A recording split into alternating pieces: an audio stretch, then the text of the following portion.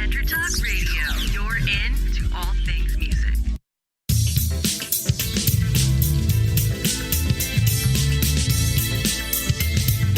May the best brand win with Scott Robertson's Music Biz Marketing Strategies. Now, here's your host, Scott Robertson.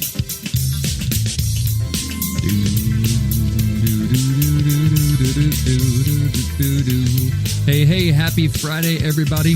You are tuned to May the Best Brand Win on Intertalk Radio, the undisputed leader in music biz talk. I am Scott, that guy, and I was a man who was among the first to wish Intertalk Radio's Paul B. a very happy birthday today. And Paul's having a good birthday because he's not with us, but Cedric is, and he can update us on Paul's whereabouts. What's going on, Cedric? How's it going? Hey, it's going all right. It's going pretty well. It's just hot. Yeah. It's a little hot. It's so hot. Yeah. It's triple digits. Yeah, it's triple digits out where I am, and triple digits means why do you live there? No, but normally it's generally fairly temperate, but we are having quite a heat wave. What's it like over there by Miramar? You guys in triple digits over there too? Depends on the time of day, but average around 94. So yeah, look at that. Yeah, triple digits when you get in your car. That's for sure. So we just stay in the studio, just get more work done. You know, the studio's always studios are always cold. Yeah, they always leaning towards the cold side. It's like it could be 100 degrees outside, and it's like you need to park in a studio anytime. I read somewhere it's like there was this companies when they'd have like their office spaces, they would blast the AC as a sign of like wealth or something.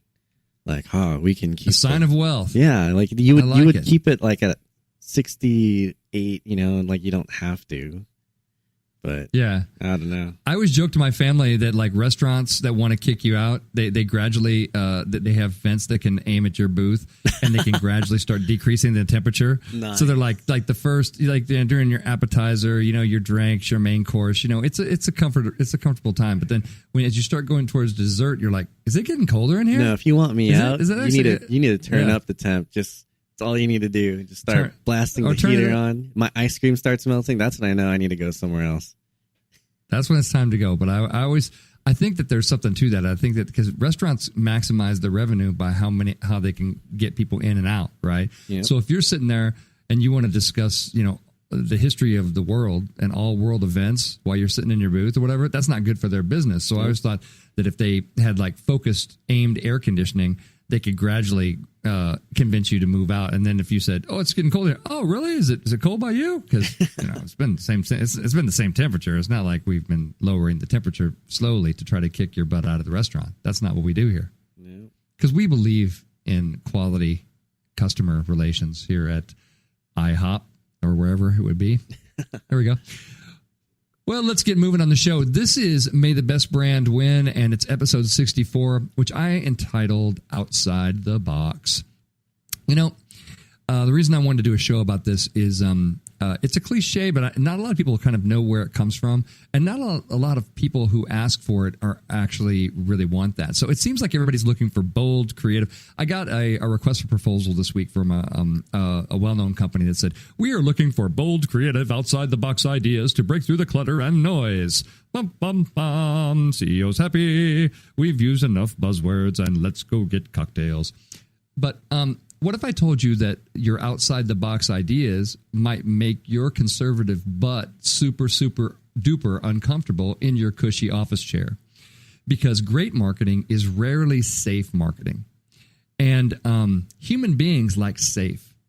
All the way from the dawn of civilization, we're a fan of safe. Safe is our thing. That's like hardwired into us.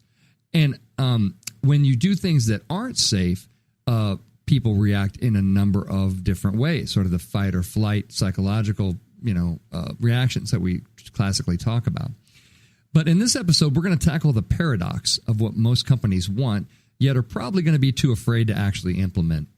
And we're going to dig into who's winning and who's losing in this very wonderful and never-ending story that is marketing and communications. So we're going to have some fun.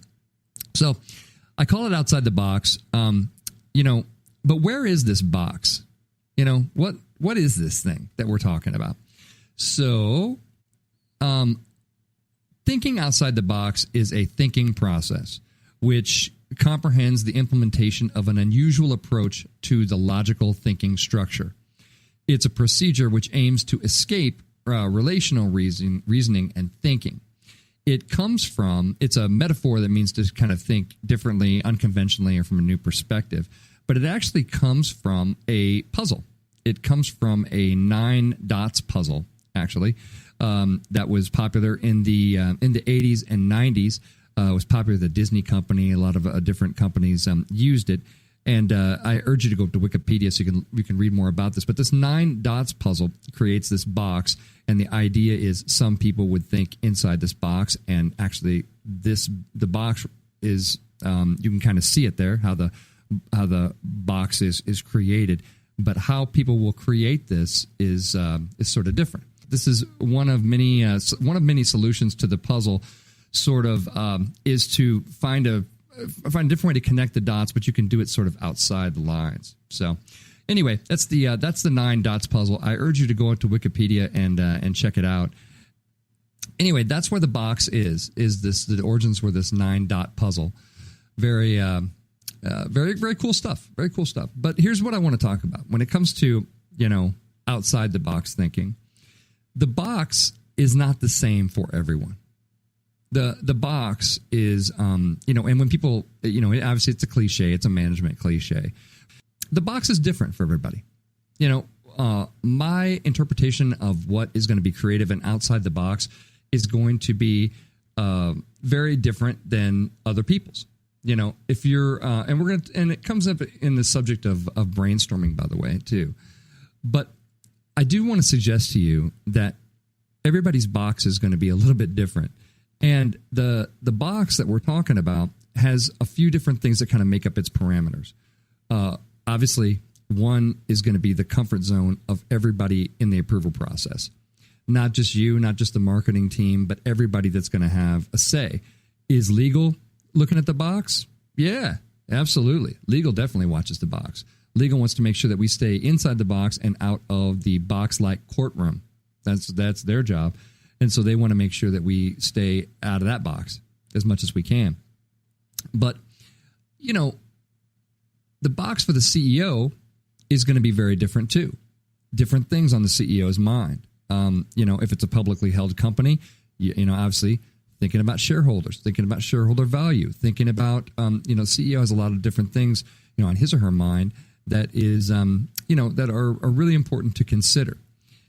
And, everybody wants this. When you hire a marketing firm, you certainly, your definition of success isn't, hey, I hired a great marketing firm and they came in and they created the most awesome, bland, inside the box, super safe, warm and fuzzy marketing I've ever seen in my life.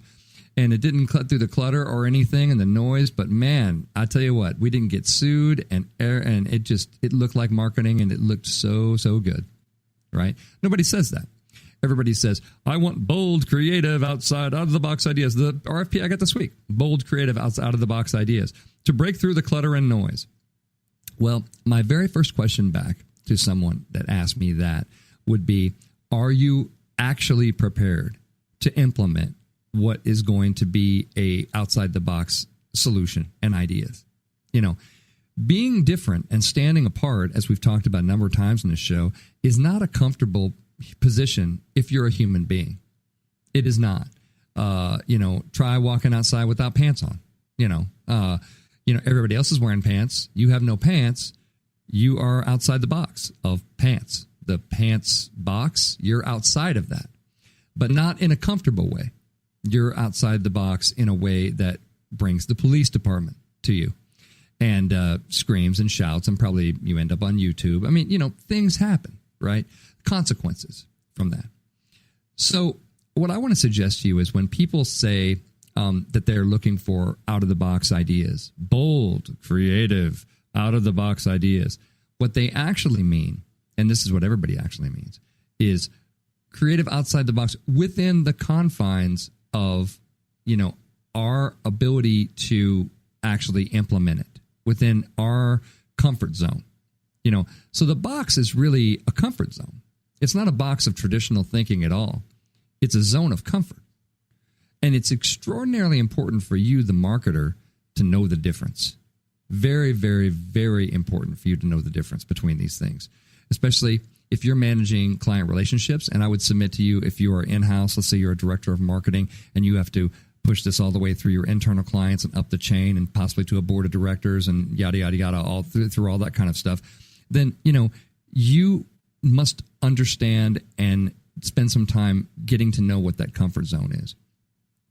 I want to talk about brainstorming. In brainstorms, you get wild stuff. It's a storm. I mean, you get wild stuff. People throw things out there that are just nuts, right? And that's sort of what you want. I mean, that's what you want. If you're in a creative profession like marketing, you want to have a brainstorm. You certainly don't want people to go, well, let's take what we did last year and slap this year's year on it. And hey, who's buying drinks? That's not bold, creative, out of the box ideas, right? That might be what you end up doing, by the way, because you're going to run this up the chain, and lots of other people are going to, be nervous, and various levels of nervous, and as you display your awesome creativity. Happens to me all the time. I'm a very creative person. Do companies have the wherewithal to implement my stuff? The ones who do, I can rock their world. And I've been able to do that my entire career. Anybody who's ever brainstormed with me knows you better get ready. You better get ready, because outside the box is not a problem. The problem is, what level of acceptability do we have with the outside, and where's the outside of the box meet the kind of level of comfort in the company? So in a brainstorm session, and a lot of people don't know how to brainstorm correctly. You ever go into a brainstorm session and somebody says, well, I think we should open up a store on Mars, on the brainstorm. And then everybody in the room goes, oh, Scott, you idiot. We can't open up a store on Mars. That's crazy. Who else has got an idea? No one else has an idea. Why? Why don't they? Because you just shut down somebody's creative idea in a brainstorm session that's supposed to be filled with what, kids? Creative ideas. That's right. Yes. One of the biggest mistakes you can make in a brainstorming session is to shut it down, is to critique anything. And to test that, by the way, just so you know, if I'm in a brainstorm session with you, I throw out crazy stuff just to see if I can get people to shut it down. I do it just for that purpose alone. And baby, when I'm talking, I ask my teams that I've worked with over the years, I can come up with some wacky stuff. Do I actually want to implement it? No. Do I want to see if anybody else is going to shut it down? Yeah, that's exactly what I'm doing. I want to see that, right? In the dynamic. And if you're the most senior person in the room for the brainstorm, man, you better just keep it shut. You better just, oh, that's great. That's fantastic. A store on Mars. Great. I love The Martian. Matt Damon, he was such a good actor, blah, blah, blah. Whatever it takes, man. But resist your urge to edit. You'll have time to edit later. And believe me, there's lots of people who are going to edit along the line too. Lots of people who don't have the wherewithal. So this is all about figuring out. I remember that commercial several years ago where this guy comes in, he says something there, and the catchphrase back, it's a hamburger commercial, I think, and it said, "Too bold, Bob. Too bold. Too bold." So it's like you got to figure out what is too bold, Bob. And how do you do that? How do you do that? Experience. There's no cure for this other than experience. You try to push, your most creative stuff forward as much as you can. And some people will come back and say, it's too whatever. When we came up with the idea of the brand for NAM, Believe in Music, Belong to NAM, I was told that it was too warm and fuzzy. Scott, members don't care about that stuff. Members care about how much we're going to save them on their car insurance or whatever the hell it was. And it's like, and I beg to differ. I said, no, that's wrong. But it was uncomfortable. It was uncomfortable because the association had never marketed itself that way. It had never used an emotional branding approach. And it was less about the being uncomfortable with the idea and more about of being uncomfortable with that approach. So But you got to learn that. You got to learn that. And you got to keep pushing. One thing I always tell marketing teams is keep pushing, keep pushing, keep pushing. You always push. You always want to find out where the limits of that are. And hopefully maybe you grow that too. Because, the question that we talked about, why do you want to think outside the box? Because you want to, quote unquote, break through the clutter and noise. Do you know how you really break through the clutter? I'll just give you a little secret. You make your marketing so much about the audience and so not about you that it's not even funny. You just complete their little psychological puzzle of how great they are, how amazing they are, how good looking they are, how smart they are, how blah, blah, blah they are, the stuff they already want to believe about themselves. You just put your stuff in that kind of context.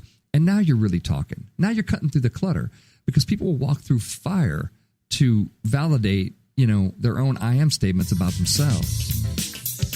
Psychology is very important in marketing. And we're thinking outside the box on this episode of May the Best Brand Win on Intertalk Radio, the undisputed leader in music biz talk. Come on back. We're going to find out who's winning and who is losing this week. See you in a few.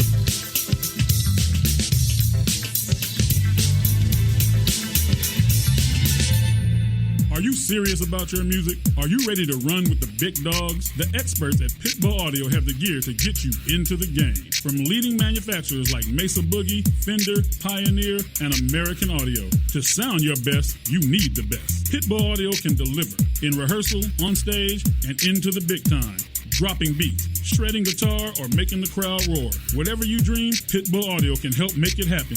We are Pitbull Audio. We want you to play it loud. PitbullAudio.com. This is Jackie Bertoni from Jackie's Groove. Come join me weekly on my journey through the music business as I take you behind the velvet rope, interviewing industry notables such as Al Di Meola, Michael McDonald, and Al Jarreau, to name but a few. Listen to their stories on being in the studios recording #1 hits and onto the stages throughout the globe. Allow me to be your music historian. You can hear me live every Monday at 2 p.m. and every Wednesday at 12 noon Pacific Standard Time or 24/7 on jackiesgroove.com. Ready to get your groove on? Hi, I'm Tim Dolbear, the host of Sound Experience on Intertalk Radio. Each week, I talk with top professional audio engineers, producers, musicians, and the manufacturers that make the tools that we use in the studio each and every day.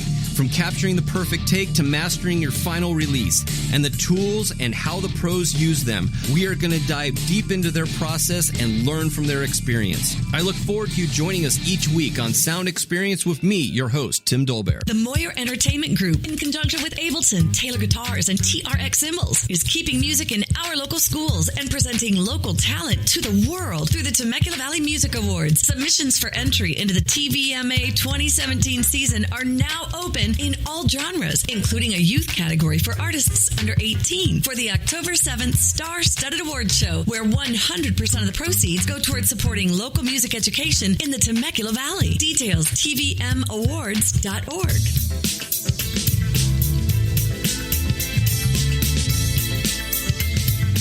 May the best brand win with Scott Robertson's Music Biz Marketing Strategies. Now, here's your host, Scott Robertson.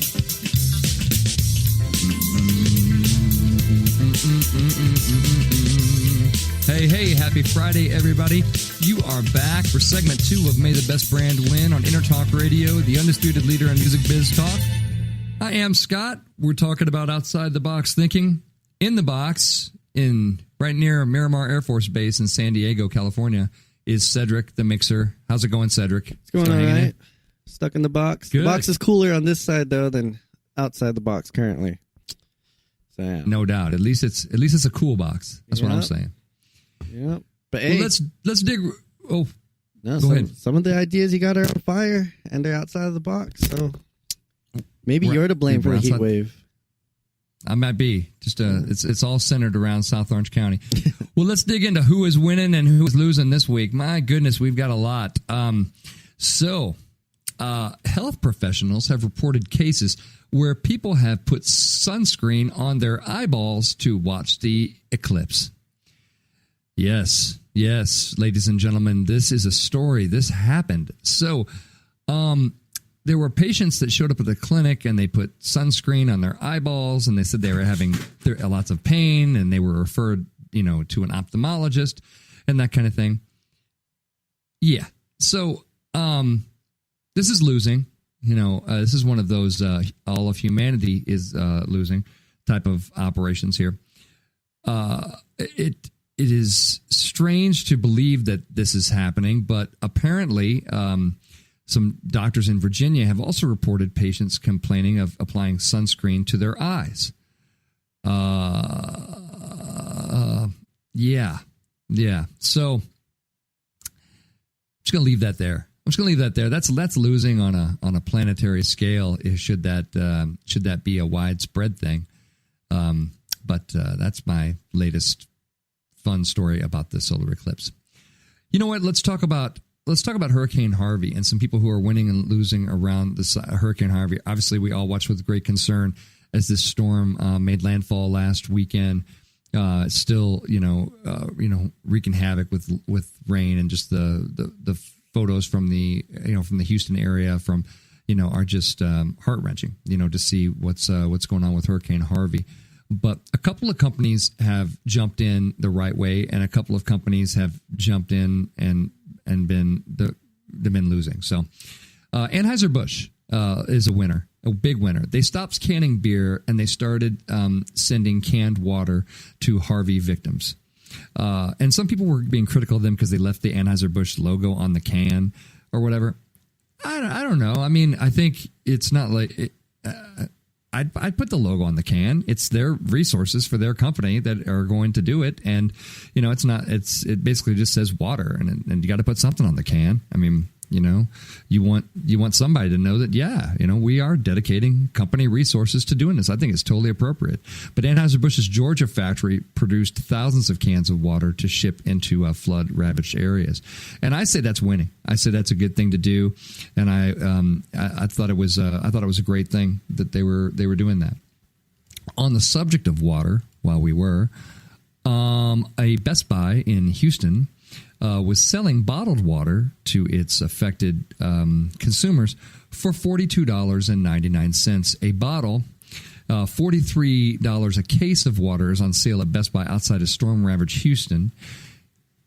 Yeah, so this is a practice of price gouging, and for every great, hopeful, amazing story like Anheuser-Busch and everything, you have some opportunistic a-holes who decide to, use the tragedy to increase their bottom line. Best Buy apologized in a statement for what it said was an error made by local employees who added up the cost of each individual bottle of water to come up with the price of an entire case. This was a big mistake on the part of a few employees at one store on Friday. The statement said, "We're sorry and it won't happen again." That was not, that's a lie. Right. I mean, everybody understands that that's a lie. The fact that, it's not a coincidence that it's like, have you ever mislabeled a case of water previously? Oh, no, but you did it right after when people needed water and were storming the store. That's when you did it. That's when you coincidentally had the price gun malfunction happened right then. Don't lie. Don't lie. Best Buy. Best lie. What the hell? Anyway, you're losing. You're losing big time. You're losing for the Houston store's losing for doing it. In Cypress, Texas, they're losing. The whole brand of Best Buy is losing, and that statement that was a total lie, that's losing too. And again, my advice always in a crisis situation, even if you screwed up, don't lie about it. Just say, yeah, there were some opportunistic people in Houston that, decided to mark stuff up, but this doesn't speak for the national brand. And those people have been shown the door, or they're going through human sensitivity training or something. Make something else up. Seriously.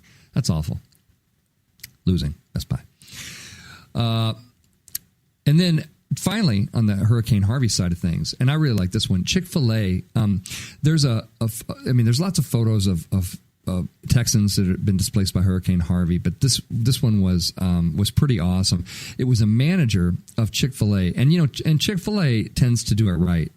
Most of the time, they get it right, and they aren't always looking for PR out of it. They just had the values within their company that they do things right because it's the right thing to do. And they had a manager of a Chick-fil-A rescued this grandmother with a jet ski, and it shows her home, a waterlogged sofa. It shows a submerged grandfather clock, a plastic chair bobbing around, and the guy at the helm's giving a confident thumbs up. And it went viral on Reddit, and it was just really, really cool. Basically, it was they evacuated their home after a well-timed call to the local Chick-fil-A.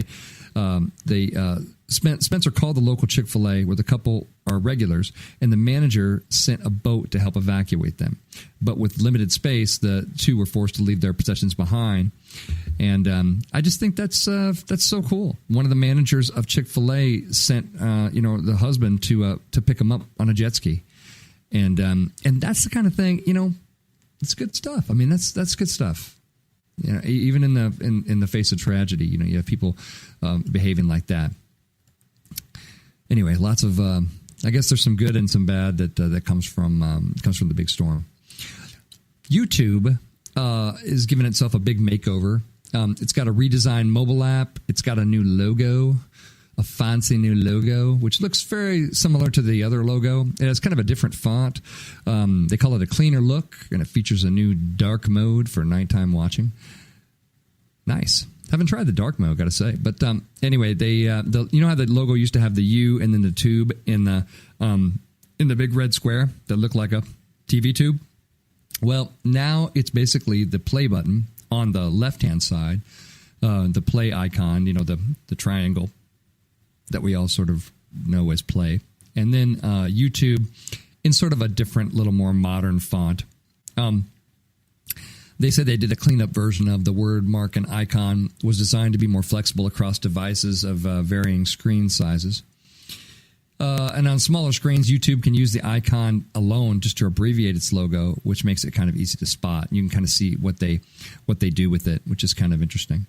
I'm going to put that in winning. I think that's smart. YouTube doesn't have to do anything there, but they're looking at saying, well, how can we make this more functional, especially with different screen sizes and things like that. So, and the YouTube logo is pretty old, so it actually kind of predates a lot of that mobile stuff. So, anywho, I'm gonna put that in winning. We're all winning if we're drinking coffee because a new study suggests that drinking more coffee is going to help you live longer. A new study conducted by researchers from Spain was recently presented at the European Society of Cardiology Congress. That sounds like a barn burner, and it's a converse. And it suggests that higher coffee consumption may be linked to a lower risk of death from heart disease, cancer, stroke, diabetes, and other diseases. The study stated that those who drank at least 4 cups of coffee per day had a 64% lower risk of death than those who did not drink coffee. I'm willing to accept this. I like coffee, and so this jives with my already pre-existing values that coffee is awesome, and so I'm gonna say that that's true, and we're gonna go with that. Especially, it was presented at the European Society of Cardiology Congress, and I mean, why else have that? Honestly, if you're not gonna put out interesting studies like this one, check out that story. You can find it on Fox and a bunch of other news outlets. I did notice that just to show you how sometimes your survey data can get corrupted by peoples that are out there. There was somebody put something out that said coffee will reduce your chance of death by 100%. And it's like, no, it's not. That's not what the study said.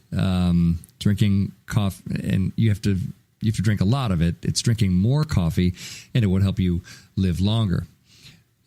So you got to get it right. You can't just put that stuff on social media. Then it turns into like fake news, like we're always talking about. So, anywho, I put that in winning because we drink coffee. We need coffee as a species, and until the AIs take it away from us, it's important. It's really important.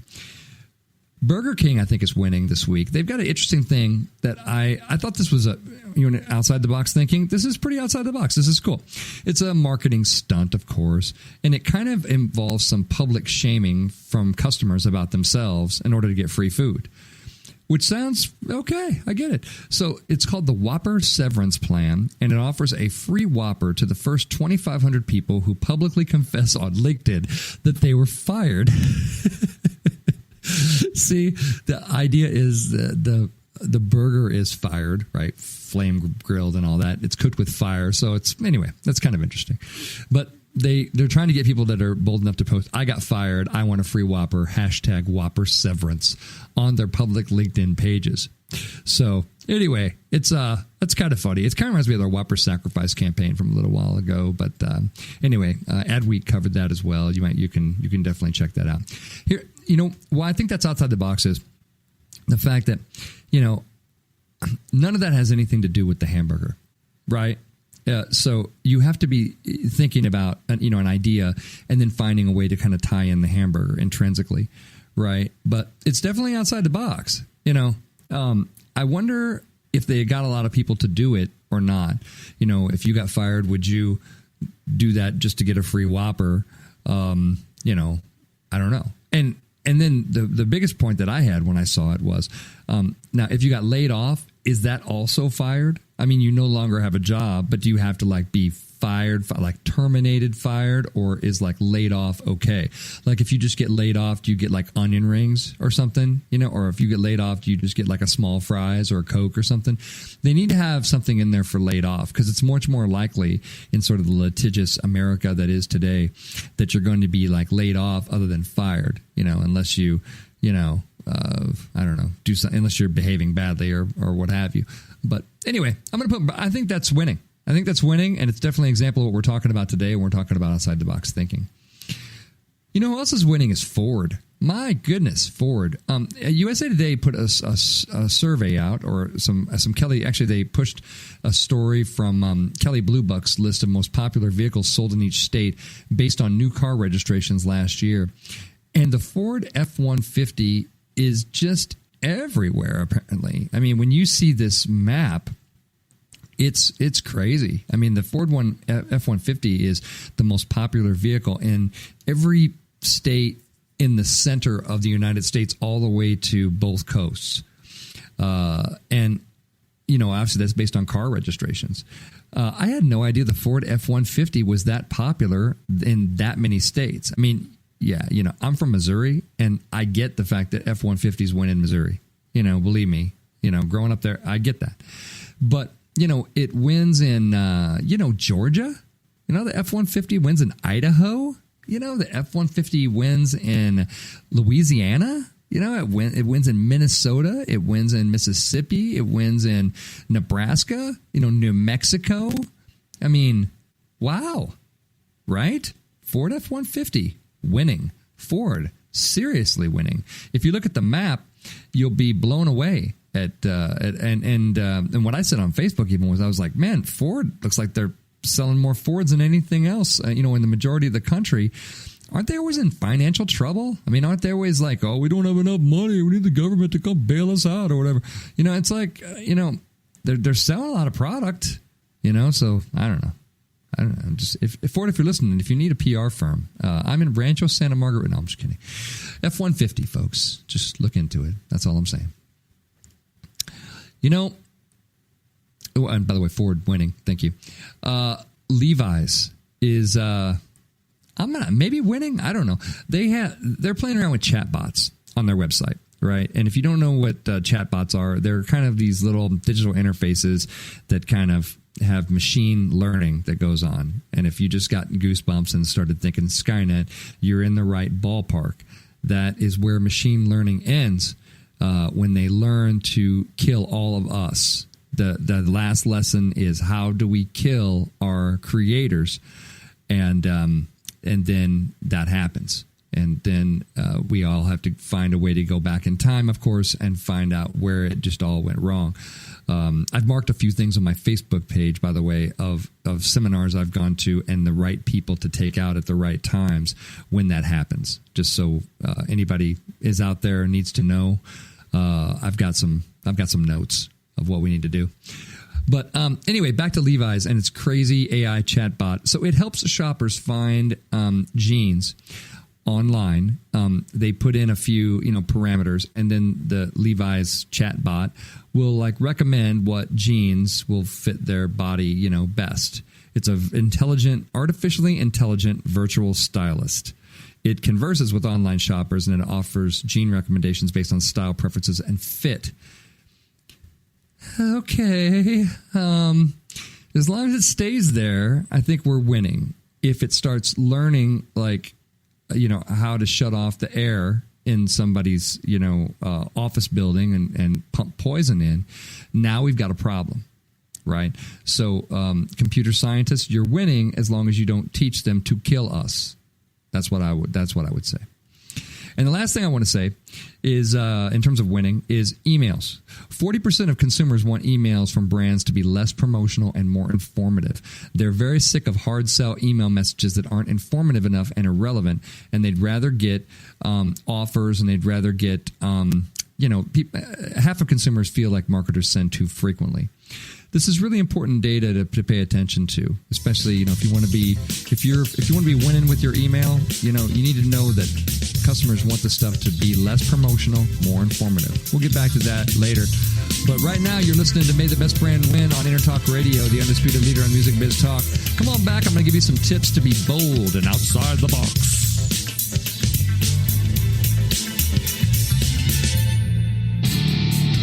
Hi, I'm Tim Dolbear, the host of Sound Experience on Intertalk Radio. Each week, I talk with top professional audio engineers, producers, musicians, and the manufacturers that make the tools that we use in the studio each and every day.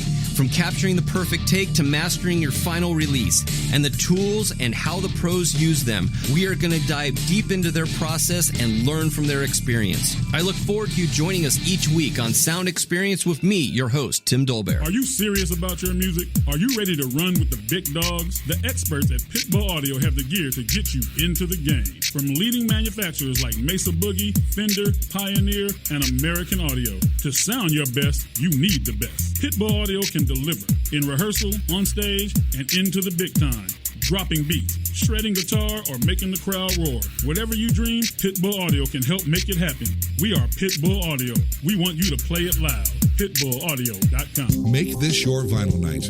I'm John J.R. Robinson, and every week, music creation comes alive through stories, experiences, and sounds when vinyl records filled our hearts and minds. My friends and I share our tips and techniques used in creation of iconic tracks for recording artists such as Michael Jackson, Eric Clapton, Quincy Jones, and Steve Winwood, to name a few. Vinyl has emerged hot, and the soul of vinyl defines art and passion which burns deepest at night. Tune in every Wednesday at 2 p.m. Pacific Standard Time on InterTalkRadio.com. This is Jackie Bertoni from Jackie's Groove.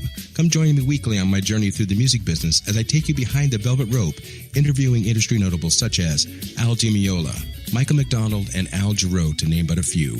Listen to their stories on being in the studios recording #1 hits and onto the stages throughout the globe. Allow me to be your music historian.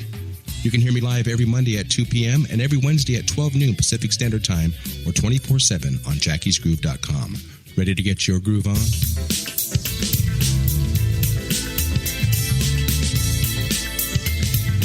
May the best brand win with Scott Robertson's Music Biz Marketing Strategies. Now, here's your host, Scott Robertson.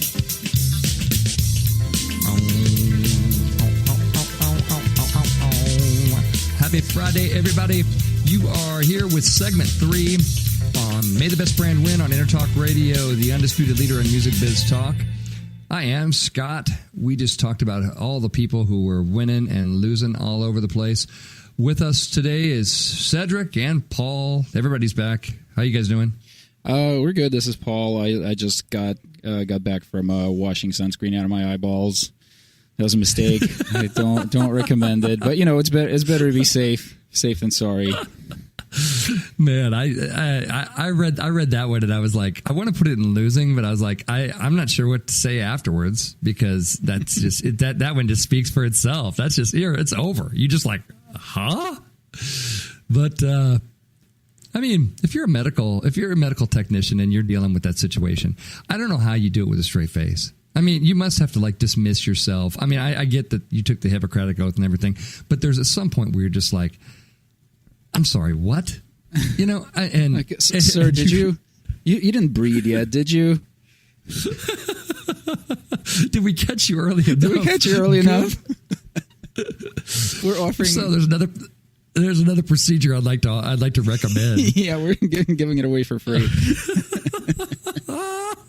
To specially qualified people.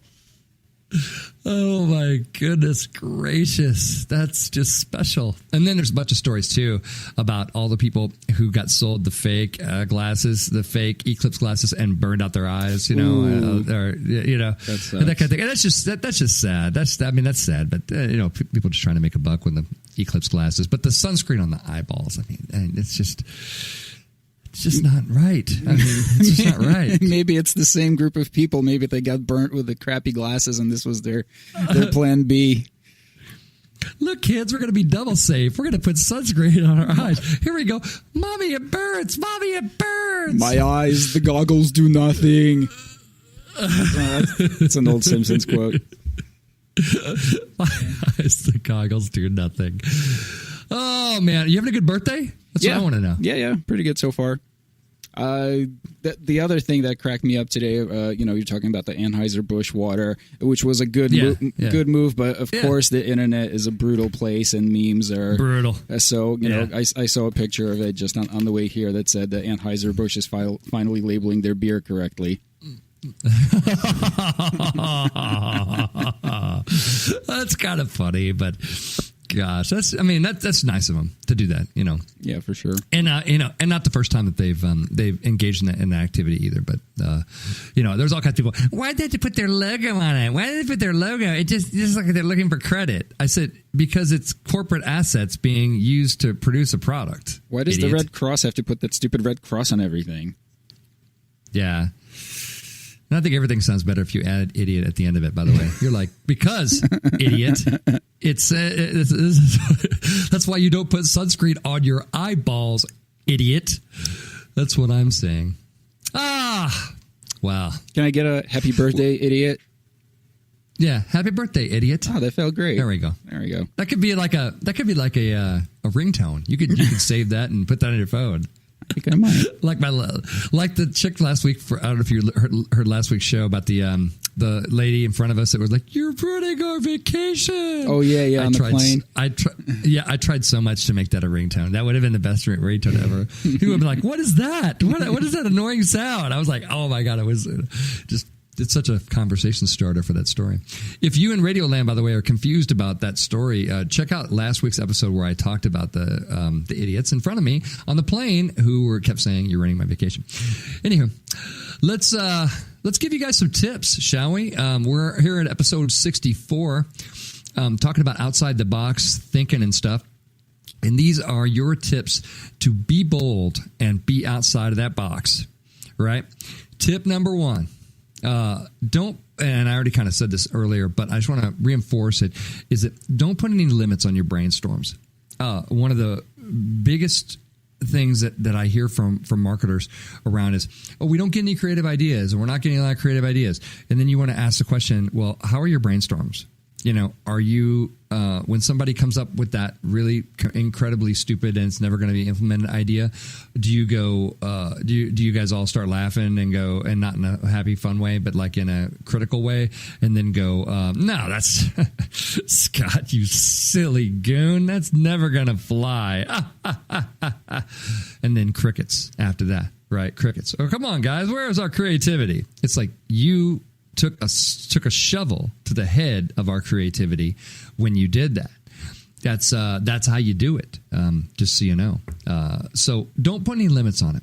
And if you're facilitating a brainstorm, make sure you let people know it's a safe place to come up, because that's where you're going to come up with your really weird stuff, right? You're going to come up with and I mean, the weirder it gets, man, just go with that, right? It's a storm, man. Get wet. Get in there. Yeah, crap. Let's open up a Guitar Center on Mars. Yeah, hell yeah, man. Let's do it. I say we do it. Let's stock it with robots, and let's put, let's have robots playing guitar in the front of it. I mean, let's go. I mean, how nutty can you get in your brainstorms? Do that. Do that. That's how you tap into that creativity. It's really, really important to do that. Otherwise, you're going to get, I think we should open up a store in Sheboygan, and then you're in Sheboygan going, what? This is what we're doing. Get the bank on the phone. You know what I mean? So it's like, don't do that.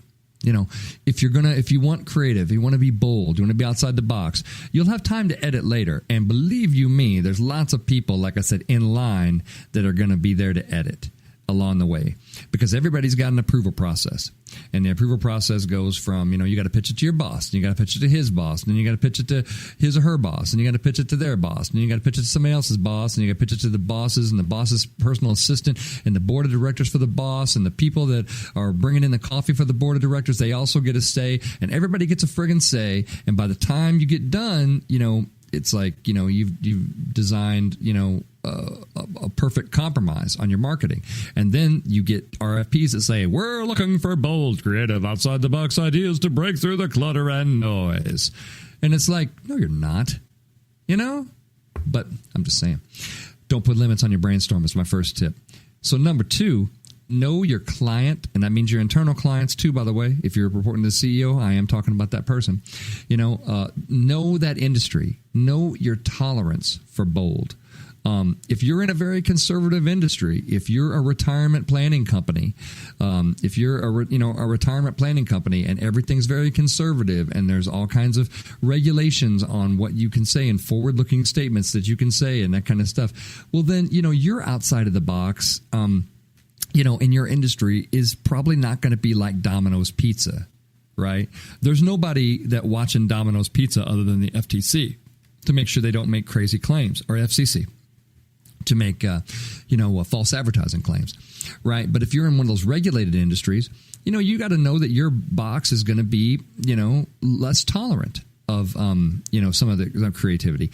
That said, there's still absolutely a place for it. There's still absolutely a great place for it, but it's going to be sort of a sliding scale.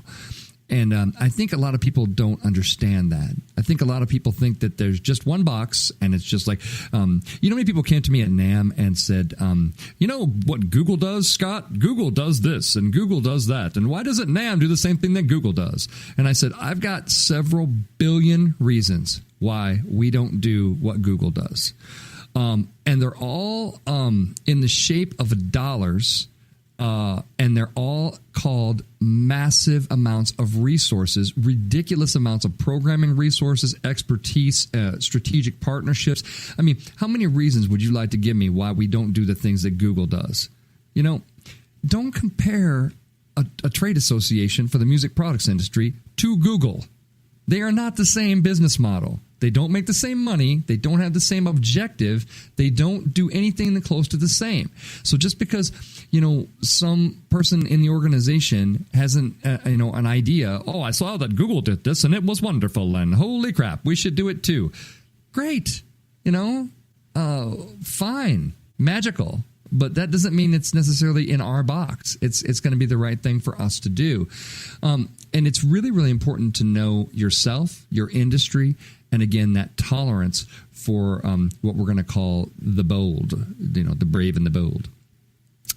That said, tip number 3, watch your competitors. And this goes, knowing your industry. Watch your competitors. This is marketing's job. I know sales does it too, by the way. And sales can do a great job, and maybe get together with sales team, by the way, and talk about competitors. Really, really important. And this is left behind a lot. I know a lot of people say, well, we don't care what our competitors do, and we're just gonna be the best that we can do, and kind of, whatever. I'm glad you're saying that, or what have you. But the truth of the matter is that you are in battle. You are in battle for mind share. You are in battle. Your competitors do play a role. And as much as you want to be by yourself, you are not by yourself. No matter what industry you're in, you're not by yourself. You have indirect competitors, even if you're a monopoly. Let's say you're a monopoly. We know several monopolies, right? Let's say you're a magical monopoly. There are still other things that compete for people's attention. There are still other things that compete for fulfilling their I am statements. There are still other things that compete out there. Understand this. This is really important for marketers to understand, that you need to watch your competitors. And then, we want to talk outside the box, right? We talked about the 9-dot puzzle at the beginning, the 9-dot puzzle, where outside the box comes from, right? If the competitors are moving along a line, just like a normal thought process would be to complete the line on a 9-dot puzzle, where do you put your next peg? That's right. You find the place where they're not. You zig where they zag. That's called blue ocean strategy also. Blue Ocean, made popular by the book of the same name in the early part of the century, where you look for where your competitors sort of ain't or where they're not strong, and then you drop your boat right in that section of ocean and you just start fishing there. You know what I mean? And then that can be really bold and creative outside-the-box ideas. I mean, let's look at the Nintendo Wii, classic example of blue ocean strategy, right? When other two video game companies were saying, let's go bigger and better in terms of processor speed. Let's have more and more vivid graphics. Let's do more combat-driven games. Let's do this. And Nintendo said, well, we're not going to win over there. We're not going to win over there. So our outside-the-box thing is we're going to go to a completely different audience that's never been marketed to for video games, and we're going to urge people to have more human motion in them. We're going to have them get up off their butt and do something physical, probably for the first time in their lives while playing a video game. And they were hugely successful with it. I think Nintendo is a very much outside-the-box company and very much a company who knows who they are, and no matter where the rest of the market goes, they know where to go next, where their people want them to go next. And I think that's really smart. You can see their strategy. That's why we always talk about them generally in the winning category, except for product distribution, where they can't seem to either on purpose or for whatever reason, they can't seem to deliver a product to the marketplace that matches the demand at the exact right time. They do that. But anywho, watch those competitors. If you're in a marketing assignment with a company out there and you're listening to me, it is your job to watch competitors. It is your job to have reports on them. It is your job to have news trackers on them. You need to know every time they make a move, any move at all. And preferably before they make it would be nice, so that you can figure out what your strategy is going to be. And you can go to your, CEO and your bosses and go, well, they're going over here and they're going to do this and they're going to occupy this. So where do we go? Where are we going? We're going to go over here and we're going to try to serve this market. And we're going to try to, be somewhere where they ain't. Or we're going to try to clobber them where we are, whatever the strategy ends up being. But, I like a company that zigs where everybody else zags. I like that. You're a hamburger fast food company and you tie your flame grilled burger into the fact that people also get fired and try to get them to shame themselves on LinkedIn, which is funny and gets other people going, oh, okay, whatever. That's kind of interesting. So anyway, that's tip number 3, watch your competitors. Tip number 4, watch out for self-editing. When people are writing, anything can be anything with their writing. One of the greatest hindrances to your creative writing is you. You will start to self-edit. Everybody does it. And the really great writers know how to do something that is called putting that like inner critic in a box and kind of putting them away. I used to refer to the folks that I was training in the agency world of doing this. I always use an expression called "we'll fix it in post." And what I mean by that is just get it out. Just get it out. Just vomit it all over the place and we'll fix it in post. We'll edit later. The editing will come later. You have to continue to tell yourself that while you're writing. It's really, really important. Now, make sure you go back and fix it in post, by the way. Don't just, we're not doing stream of consciousness level thinking here. This is about, doing good work. So, but watch out for your own self-editing, because one of the greatest hindrances to your bold and outside the box thinking is that little voice inside you, that starts to be that voice. Let's say you're doing a brainstorming just with yourself. You're doing a creative session and you're writing things down. Beware of that little voice inside you that goes, oh, the CEO will never approve that. Oh God, the board's going to hate that. Oh no, that'll never fly. That'll never work. That's just, that's crazy. That's too crazy. What you want to say to yourself is, we want crazy. That's the plan. The plan is if we're going for bold and creative and outside the box, then let's see if we can push it, man. Let's see what we can do, and also don't forget to bring in new players to contribute. Collaboration can be truly awesome. Some of the coolest things. If a band's been around for a long time, and they kind of have a certain sound, watch what happens when they bring in new players to sort of contribute, in their sound. They're capable of doing a lot more, but sometimes they settle. They settle for what they can do. I think the Foo Fighters are a great example of somebody who doesn't settle, somebody that's always, bringing in different collaborators, and always looking for new people to contribute kind of to what their sound is. And that's why they've had such good longevity and success in the industry. Tip number 5, have fun finding the edges of the box and have fun pushing them. That's marketing's job. Our job is to find the edges of the box, and just because we know where the edges of the box are, let's push them. Let's see if somebody might do it this time. Those are the tips. What have we learned today? We've learned there's a box out there, and apparently everyone wants communications to think outside of it. But the minute we do, bang, too bold, Bob. And that can be frustrating. Remember, this is about achieving business objectives for your organization, and cutting through the clutter is very important. But there is an acceptable tolerance level. It's really going to be up to you to find it, to know it, and push back against that sucker whenever you can. That is how your marketing will go from being just okay to being truly, truly great. Well, rock on, marketing fans. Until next week, this has been Scott Robertson, host of May the Best Brand Win on Intertalk Radio, the undisputed leader in music biz talk. Have a great Labor Day weekend. We'll see you next week with a guest. Talk to you later. Bye-bye. You know what's all around you every waking moment of your life? Marketing. You're choking on it. I'm Scott Robertson, and when it comes to strategic PR, branding, and marketing, I've seen it all. And actually, I'm still seeing it because bad marketing never sleeps. Join me each week on May the Best Brand Win, right here on Intertalk Radio, and learn how to make the marketing for your brand unforgettable. Hi, this is Tim Dolbear from Eclectica Studios. I'm a full-time mixing and recording engineer. I work with Grammy winners, labels, and indie artists, using state-of-the-art digital mixing and restoration tools and the very best in analog gear. Really, though, it's my ability to bring tracks to life and fulfill your vision for your music. This has made me sought after by producers and artists worldwide. So spend your time working on music and not chasing a mix down a rabbit hole. Go to timdolbear.com and check out our free one-song mix offer. Are you serious about your music? Are you ready to run with the big dogs? The experts at Pitbull Audio have the gear to get you into the game. From leading manufacturers like Mesa Boogie, Fender, Pioneer, and American Audio. To sound your best, you need the best. Pitbull Audio can deliver in rehearsal, on stage, and into the big time. Dropping beats, shredding guitar, or making the crowd roar. Whatever you dream, Pitbull Audio can help make it happen. We are Pitbull Audio. We want you to play it loud. PitbullAudio.com. This is Jackie Bertoni from Jackie's Groove. Come join me weekly on my journey through the music business as I take you behind the velvet rope, interviewing industry notables such as Al DiMeola, Michael McDonald, and Al Jarreau, to name but a few.